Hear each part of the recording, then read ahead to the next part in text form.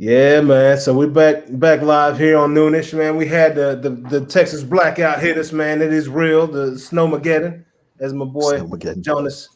Jonas Bull calls it, right? But I think just Mark got here. Mark came up with that. Oh, you came up with the snowmageddon? Snowmageddon? Yeah. No, Yeah, I seen it somewhere, so I like that. yeah. Yeah, that's good. And you brought it to us, so you came up with it, as far as I know. You know? It's not the first one that comes up with it. It's first to market. Yeah, bro. Exactly. Mark first to market. Yeah. Right. So yeah, man. So we're gonna move on past the NBA, man. As you see, it's a lot of it's fun to watch. It's a lot of parity in the NBA, and that's what the people want. That's what the people like.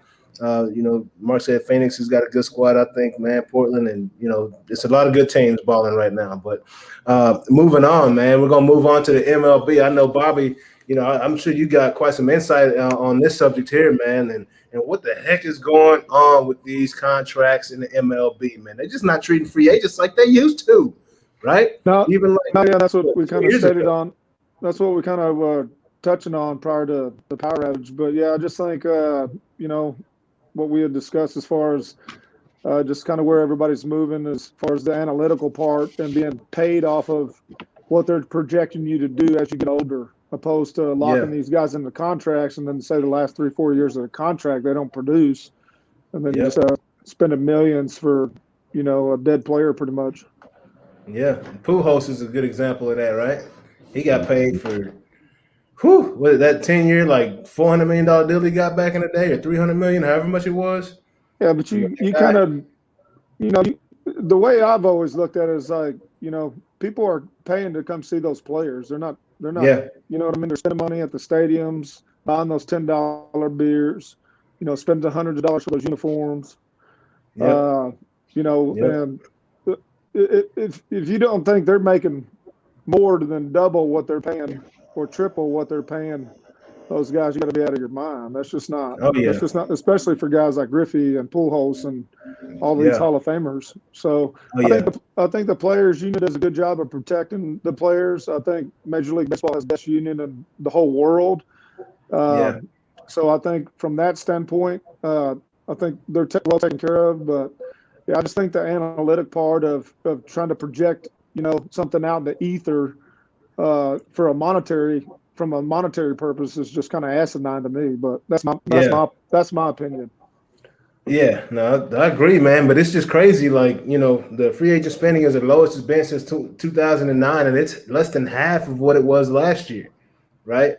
Well, I think too, COVID has something to do with that. I mean, anytime you have a market setback, just like in 2008, all of Major League Baseball restructured itself after the market crash in 2008, and then you'll see it again, with this going on as far as COVID. When you have a decrease in revenue, then you're going to probably have a huge decrease in, monetary spending just from, a lack of funds.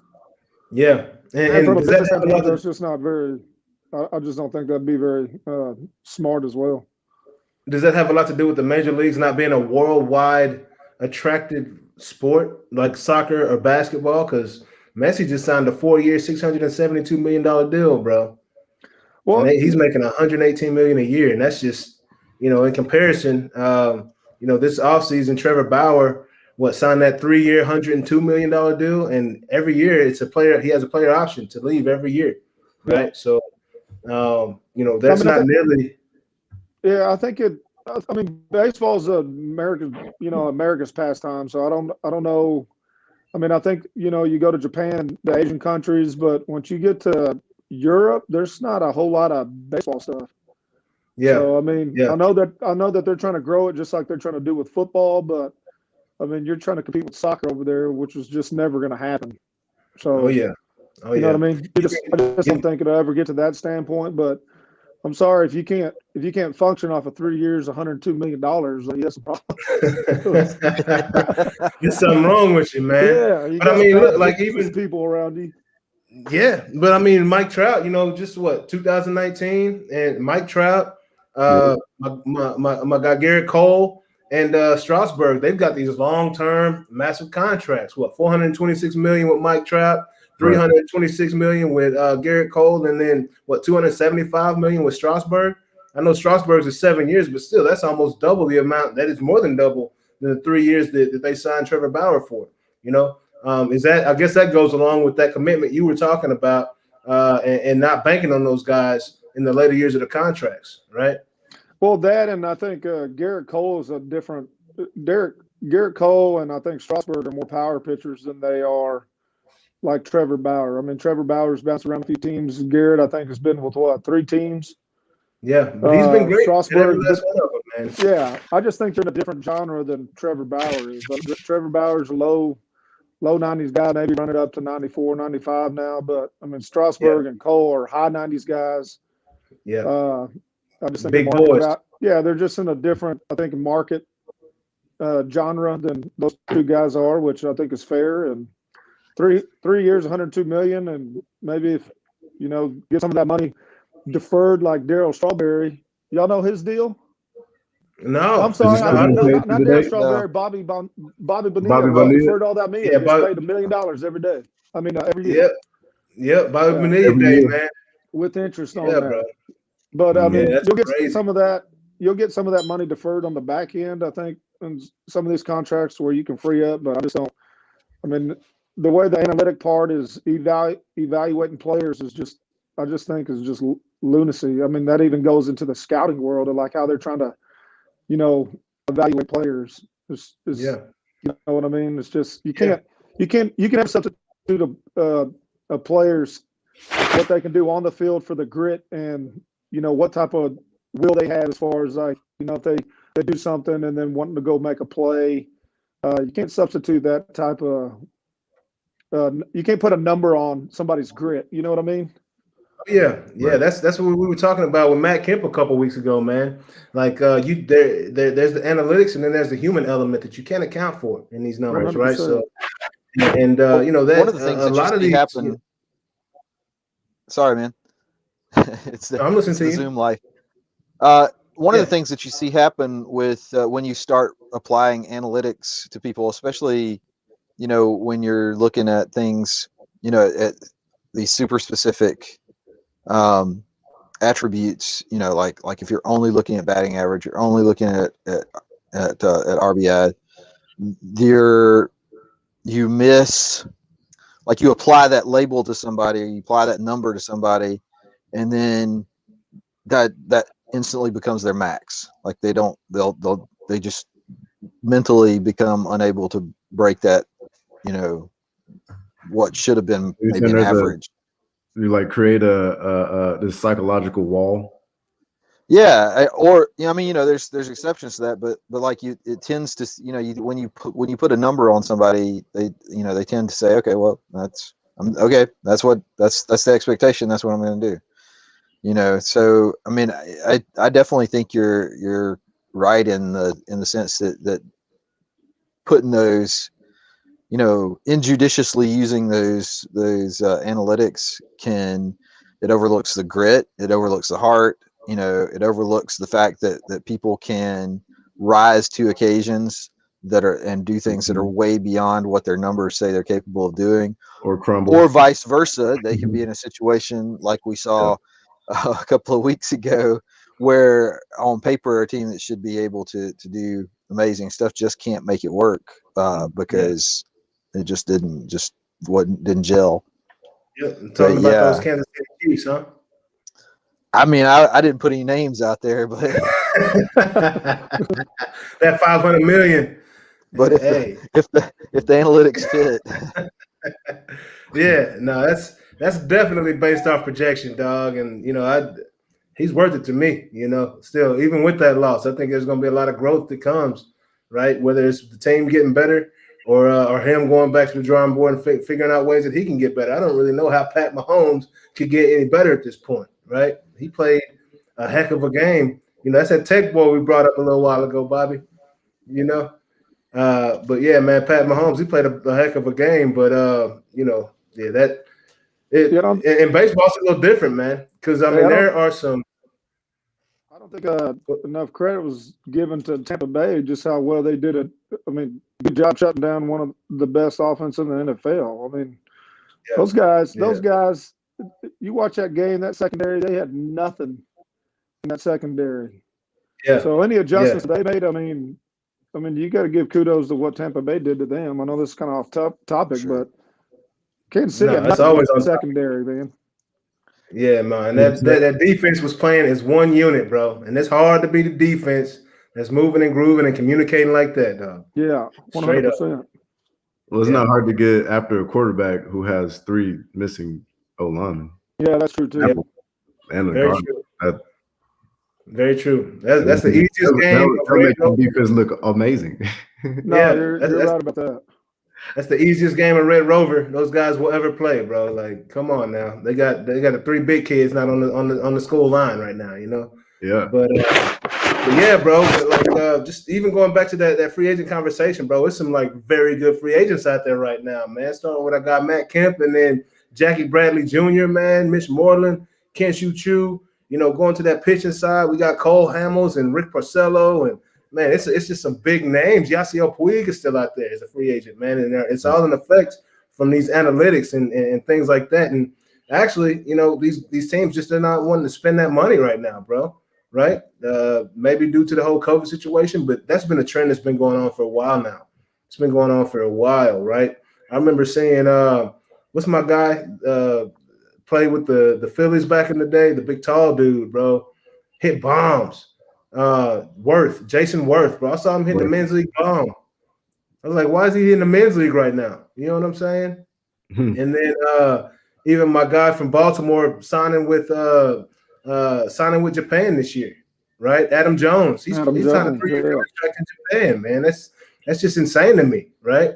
These guys have earned at that point, they've earned that check, man. That's why guys playing the big, so they can get past that 3-4 year that time they got to put in so they can earn that big money. And now majors are like, nah, we're just gonna stay young. You know, it's kind of wild, bro.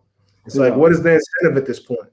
I think that's the owner's way of suppressing contracts, is doing this type of stuff right here with these guys. So you do that, you push the big money guys out, you pay them whatever they'll take. If they don't take it, you just move on with the younger generation. Yeah, I literally think that's the only way that they can suppress doing what they're doing, which I just think is just insane. But yeah, they tried to do 94 and straight went on strike. It's the equivalent to the job cuts that's been happening in response to like COVID and companies trying to, you know, increase that bottom line. Yeah. I'm sorry, top line, but yeah. Even the companies that don't need it, they're still just using that as a leverage point, right? Yep. You got to show 100%. Growth. They got to show growth. Yep, straight up. So, yeah, man. Now that's a topic that a lot of people are going to be talking about, man. I'm curious to see what the players are going to come and do with the union and whatnot, and see if they copycat what the 94 players did and go on strike. Because as a free agent, bro, this is not attractive to me at any point whatsoever. You know, I have no security in knowing, you know, if I put in 5 good years, if I'm a get a contract offered or not, man. Like that's not what we do these things for. You know what I mean? No, 100%. I think I think before long, I don't know what's going to happen in the next bargaining agreement, but I'd be shocked if there wasn't a strike by the players, honestly. Wow. With this stuff going on. When is it up? I think they just renewed it 2 years ago, maybe. So I think it's every 5 years. Okay. 4 or 5 years, I think it is. So you're just not. And some of the guys that I've talked to too, you know, there's a lot of guys that aren't just kind of happy with kind of what the owners are doing pertaining to contract suppression. Yeah, it's an insult, man. Yeah, the good thing is the union. You know, as a major league player, the union you're taken care of, so you're gonna get paid regardless. So it's there's no reason as a player to give in when you just don't have to. People are paying the money to see you, not the owners. You know what I mean? Yep. So, I've seen some of those owners. I don't want to watch them play. No, bro. For sure, man. But honestly, dude, it's really like it's crazy. Like seeing some of the Atlantic League stuff. So like you saw how the Major League Baseball kind of adopted the Atlantic League, right? So the Atlantic League, I went and played over there before I went to Asia for half a summer, and Dude, it's crazy. It's like they have this league. It's filled with ex MLB players, ex top level players, trying to get back into professional baseball, and you know the owners nickel and dime you while they're making bukus of money on the back end, and then they're trying to they're trying to wipe out $200 off of your contract. You know what I mean? Yeah. And it's just like if the players would understand organization, as far as like, look, we're the ones that bring the money in and collaborate together to where it's just like, look, pay us accordingly or pay us, a fair, decent salary. You'd be able to, have more value, add more value to yourself, opposed to just taking the status quo and then everybody just being like, oh, we're just going to take whatever, just going to play. You know what I mean? Yeah. I just thought that was crazy going around seeing the Atlantic League, and I'm just sitting here thinking like, man, these guys got these multi-million-dollar stadiums here. They're making bukus of money off these guys and paying them dirt, where they can't even literally, they're spending money to try to get back into the game of baseball, and they're just it's crazy. Yeah, and then the majors end up using it as like another minor league team, man. But it's another minor league, really, and not have to pay them. But it's kind of wild, man, to see it all going on. Mark, I know, man. Sorry for the blackout, man. Blackout Texas got us, bro. And you got other time. What's the word I'm looking for right now? You got things to do. Yeah, right? So gotta get going, man. Yeah, man. Well, hey, you be safe out in those streets, bro. And we're gonna let Jonas lead us in this tech talk session, man. And appreciate you coming on and coming back on with us, bro, and finishing out this portion of the baseball section. Absolutely. But man, safe travels. It was a pleasure, bro. It was a pleasure. Appreciate you coming on, man. Spend some time with us. All right, brothers. Love you, boys. And I'll I'll catch y'all. Hope to see you live again. Yep. Love you. Be safe. I'm rolling slow. Yeah. Right on, man. Right on. But yeah, man, it's I'm looking forward to seeing what happens, man. And I hope the players do go on strike, because that's just not right what's going on with these free agent guys that have deserved these contracts or whatnot, man. But I agree with you. Yeah, bro. But yeah, man. Like I said, we are sports and technology. And Jonas, man, what's up, bro? What we got in this tech news this week, baby? Well, we'll keep it a little bit short since we went so crazy. But there's a couple of interesting things going on. One is our today in history. I guess it's actually yesterday. Was the first in 1978. Oddly enough, after a major winter storm, some guys in Chicago put up the first computer BBS that was actually named CBBS. Please explain, Lucy. Please explain. What does that mean? See, that shows my age versus your age, because I actually dialed into those things way back. Yeah. So back in, I guess, about 68, what they had the ARPANET, which a lot of people have heard of that as being the original internet.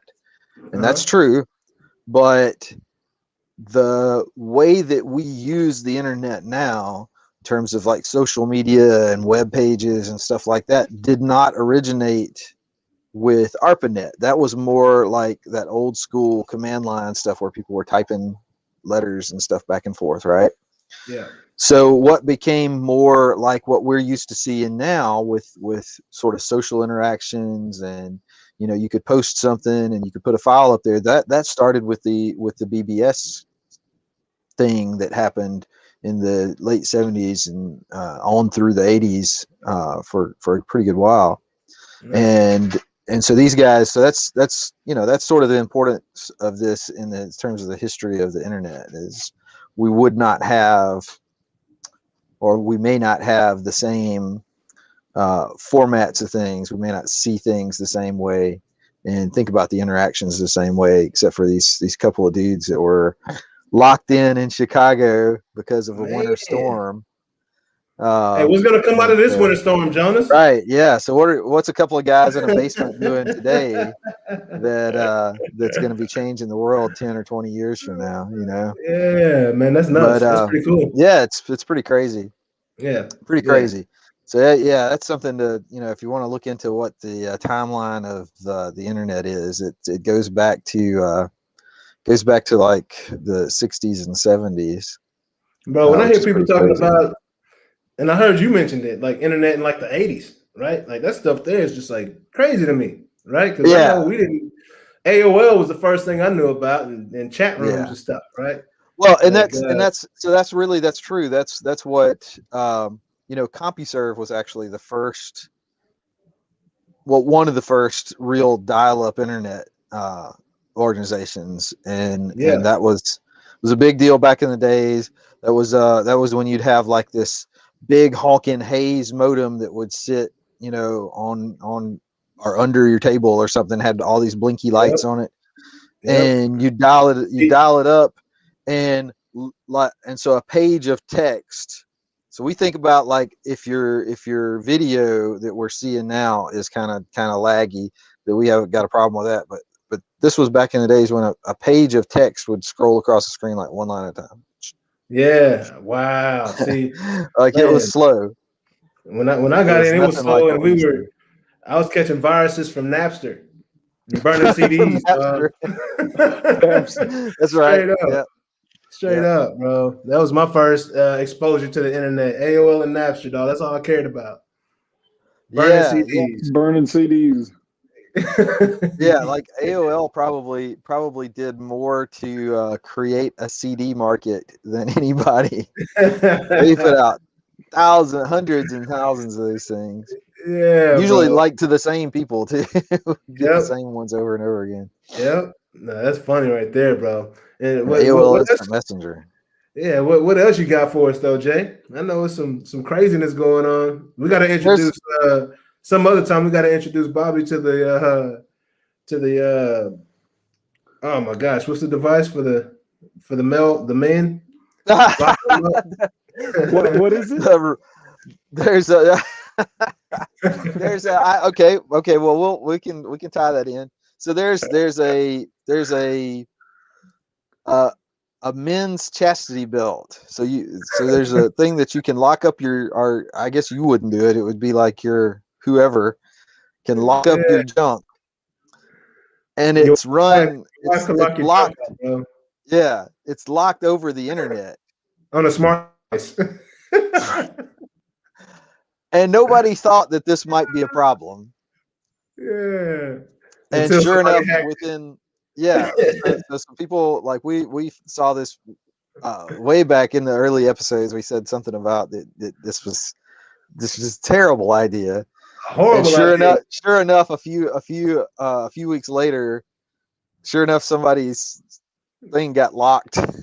Somebody hacked the male chastity devices, bro, and locked these guys up and made them pay ransom for it, bro. Are you serious? Okay, so you notice. That's right. So you notice I'm in the dark now, so we just found power's lost your power again. Oh man, lost your power again. I got mine, and you lost yours, bro. But at least you're still here, man. Yep. You got that. He's like Iron Man, dog. He's got battery packs and everything just coming out the woodwork. Can't kill this guy, dog. We don't want to kill him either. Ain't found a way to kill me yet. Yeah, bro. I was like Superman, Kryptonite. I'm gonna come back, but I might die for a little bit. So another thing that happened recently that's pretty interesting, and I'll get to why it's interesting because you may not find it all that interesting. But some scientists, some biologists, actually it was some geologists, were taking a core sample beneath the Antarctic ice, or rather the Arctic ice. Yeah. So they bored down through this ice to get a sample of the mud and stuff on the bottom of the ocean, and they find like little marine organisms like sponges and little jellyfish type things down there where there's no sunlight. It's ice cold, Like they were not they were totally surprised by this, you know. And so the quote that I took away from this was, they said, never in a million years would we have thought about looking for this kind of life, because we didn't think it would be there. Yeah. And so that's, you know, that's such a human statement, because how many times does that happen? We never would have thought about looking for this because we didn't think it would be there. Hey, and that was, it just happened so often. Yeah. Yeah, and kind of on that same tip, man, did y'all see the story about that humpback whale that was found bitten in half? And supposedly that's the biggest animal on the planet, right? Yeah. And it was bitten in half, bro. This was last week. They found a humpback whale bitten in half on shore. Do you like to swim in the ocean, Bobby? Do you swim in the ocean or scuba dive or anything like that? I swim in the ocean plenty. It doesn't bother me. Man. But I'm not gonna be out like in the middle of the ocean swimming in the ocean. If it's in the beach, I'm good. But I'm not. Dude, that's something I've always researched prior to go, or ask like the locals, especially like when I was in Puerto Rico. I'd be like, "Hey man, y'all, we good on sharks here?" He'd be like, "Yeah, you're good." Like, you know, so then I'd swim and not be worried about it. But if it was like I knew when we were down in Port St. Lucie, there'd be some shark attacks along that east coast of the Florida. No, I'm not getting in that water. No, sir. No, sir. That thing sounds like some kind of ocean-going chupacabra or something. It's biting whales in half. I'm sure there's stuff. Bro, what's that? I'm sure there's stuff in the ocean that still hasn't been discovered. Exactly. That's my point, man. That's my point, man. Like we thought the humpback whale was the biggest, and it was bitten in half, bro. And I doubt it was by another humpback. That's all I'm saying. They got like straw teeth or something, don't they? It could have been one of them little fish that's like got a small body but a big mouth. Just all the way around it, just sawing it off. They eat like fish and plankton is what humpbacks will eat. Man, I think that's right. That's insane. Bobby, you go fishing a lot, bro? I used to fish a lot when I played. I mean, especially during spring training. Me, Jeff Keppinger, Ryan Friel, God rest his soul, when he played with Cincinnati. He was a good buddy of mine, and we fished a lot, man. Since we get done with our workouts and stuff, we, you know, on my ride, I'd, you know, have my navigation, and we just drive around to all these little ponds you can see and just bass fish. Nice. I've never done any deep sea fishing stuff yet. So I've fished off the coast of Corpus Christi once, but I've never been deep sea fishing. I think I'd like to do that at some point. But most of the time, man, I just always love just small pond bass fishing, man. Nice. Yeah, I'm cool with fishing. I just don't like putting my bait on the hook, man. It's all good though. So I don't know how much y'all like fishing. If you're doing bass fishing, you just use all that plastic ware. Yeah, see, I can do the plastic stuff, but it's that real life stuff, bro. Like, I'd rather make a deal with you. Hey, I'll go get you a beer, dog. You know what I'm saying? Put my guts on there. Yeah, if you throw that worm on there, you throw that minnow or whatever it is, you know. But yeah, bro, no, that's not my thing, man. But yeah, any other cool, just like ridiculousness in tech you want to talk about, Jonas? Well, yeah, I mean, this is one that I don't know that it's really new. It's definitely not new, but it's something I'd never really thought about before. And I kind of hate Mark's not here for this, but so we've talked about on this show. We've talked about stock markets. Yeah. We've talked about crypto markets. We've even talked about there being a market of like draft picks and player trades and free agents, right? Yeah, yeah. Well, there's another market that exists out there. It's kind of like in the shadows, maybe. That some people call the 0-day market. You know what a 0 day is? No. When it's 0 degrees outside? Well, we've had several 0 days here lately, right? Yeah. No, so a 0 day in this context is an exploit, a computer hack that has not been publicized before. That's never been nobody outside of whoever discovered it has heard of before. Yeah. And so it turns out, and I mean, this is one of those things that I kind of knew about because I've been in the world of computers and security and stuff for a long time, but I didn't realize how big this had gotten in the last few years. It seems that governments and businesses are dropping millions on, paying for these 0 days, these exploits to, random people. It used to be people did this as a hobby.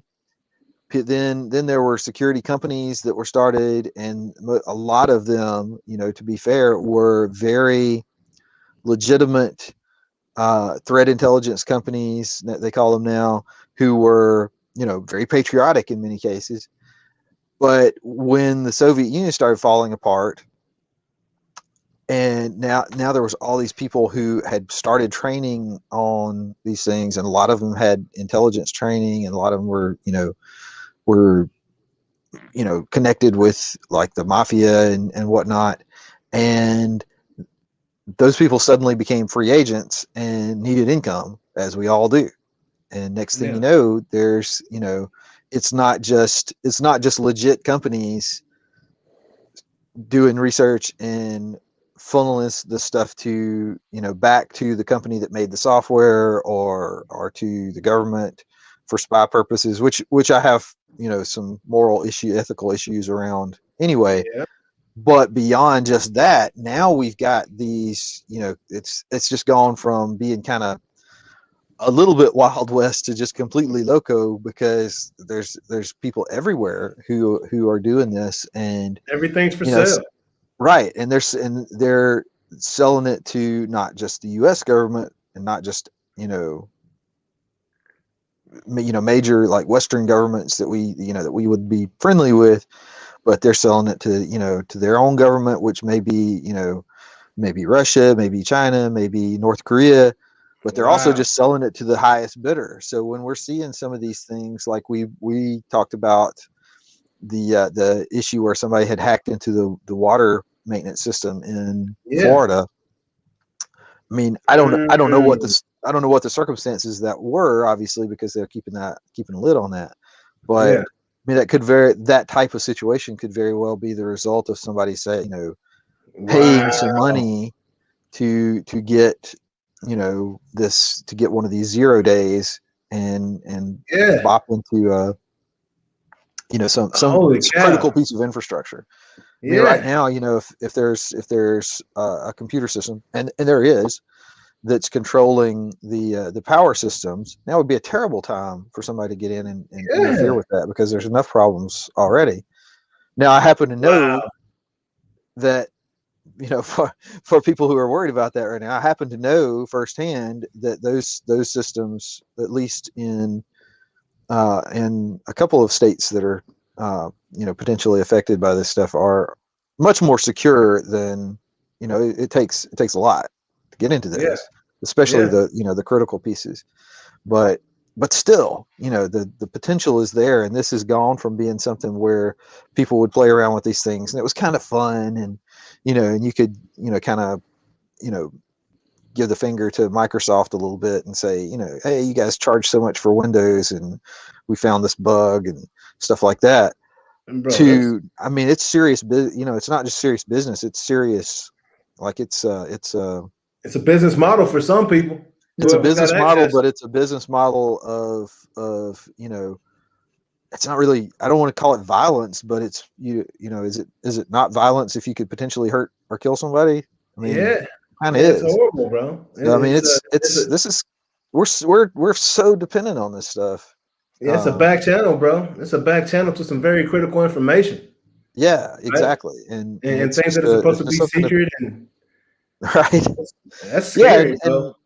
And as a lot of us have seen, you know, we have these issues with power and water being, you know, limiting factors, and we were chatting on text message before the show this morning about I said something stupid, but about the it seems like people think that that water faucet and the electrical outlet are magic, and that all you have to do is, you know, whatever it is, you just plug it in there, it's just magically going to work. Like that power doesn't come from somewhere. Yeah, it's a lot of elements that play into that stuff coming out and working properly. There's a ton of you know, when we talk about infrastructure, we think about wires and pipes, which is important, but that's just the visible part of it. What we, you know, what we as most civilian people walking the earth don't see is the water pumps and the generators that pump water up into those towers, and the electrical generating plants and all the stuff that goes, you know, the steam turbines and that's just the conduit for the product, right? That's just the conduit for the product at the end of the day. Right. There's just a ton of hidden infrastructure there. This is all just super critical to keeping our lives going. Hey, like Bobby, I say, as we're seeing, because I'm halfway in the dark right now as a result. Hey, Bobby, Jonas likes to scare the hell out of people, man. He scared the hell out of Ellis when he was on too. So I hope you ain't too scared right now. No, dude, I'm well aware of you know, stuff that goes on. I'm not the one talking about whales getting bitten in half. Sea monsters and shit. But I'm well aware of the stuff that goes on that is probably outside of our realm. Yeah, bro. But yeah, man, you can only control what you can control. But yeah, some of this stuff, especially with, you know, people getting, I mean, it's a completely off topic, but, you know, people getting, you know, enriched uranium and not needing a bunch of it to do some serious damage, you know.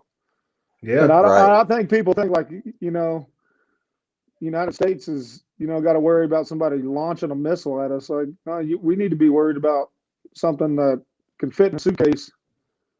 Yeah. You know what I mean? Or fit in a little test tube too. Yeah.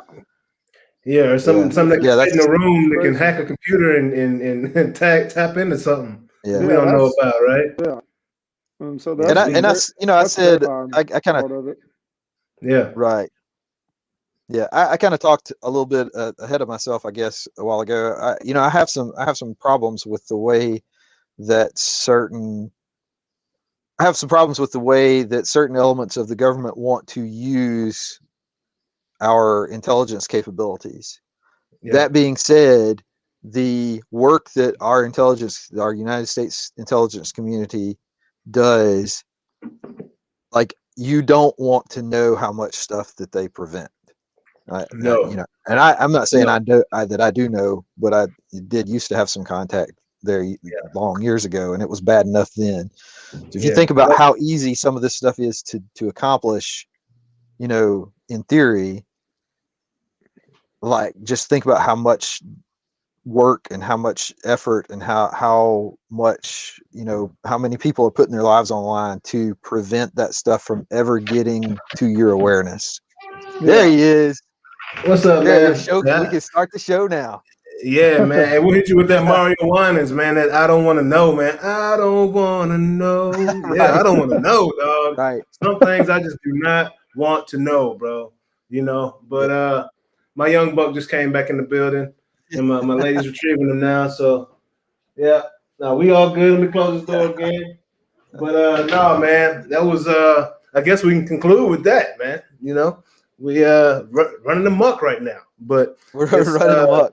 Yeah, it's been a great show, man. Very informative. Sucks that Mark had to take off, but I definitely understand he had to go pick up baby girl in these treacherous conditions outside, and it's not getting any better right now. But man, Bobby, always good. It was great seeing you, man. Yeah, great catching up with you, man. I gotta get me one of them hats you got on. It's fresh, son. I got pitch, you, man, dog. Yeah, I'll send some out to you. Thank you, buddy. Right on. Super proud of you, bro. I think might be with them Tigers this summer, dog. So I might see you on that field one or two times, dog. I'll be in Melissa, Texas multiple times this year, especially during summer. They got a beautiful complex out there, bro. Beautiful complex. Yeah. I'll let you know when I'm coming out there. We'll also be in Dallas DFW area as well. All right, cool. And hey, tell the people one more time where to find you, man. They didn't catch the first half. Yeah, so it'll be BobbyLivingstonBaseball.com on Facebook, Bobby Livingston Baseball, Twitter, The Real Pitchman, Instagram, Bobby Livingston Baseball, and the other Facebook I have is BLPB Performance. Nice. At BLPB Performance on Facebook as well. That's the man. 4 for 4 as a pitcher, baby. Got the Reds record book right now in the record books. Ain't going nowhere no time soon. It's been a pleasure, bro. Jonas, yes, man, been great, man. Did a Zoom style this week, y'all. Zoom style. Yeah, thank y'all for joining us again for another great episode of Noonish, and we'll catch you next week, next Wednesday, around same time. Noonish, baby. we never know what time it's gonna be. See ya. Nice to meet you, Bobby. You too, buddy. Hope your power comes back on soon. Yeah. Yes, sir. All right, y'all have a good one. You too, Jay.